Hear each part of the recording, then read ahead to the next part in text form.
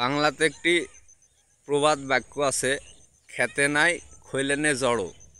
তো কৃষক কিন্তু এবার বাস্তবে জড়ো হওয়া গেছে। একটি লাউ জমিতে সুন্দরভাবে পরিচালনা করে কাটা পর্যন্ত 20 টাকা খরচ পড়ে, আর সেই লাউ এখন 8 থেকে 10 টাকা হাইস, 12 টাকা পাইকারি বাজার জমির থেকে। 2025 সালের কাতি মাস কৃষকের জন্যে একটা দুর্ভিক্ষেরই বছর।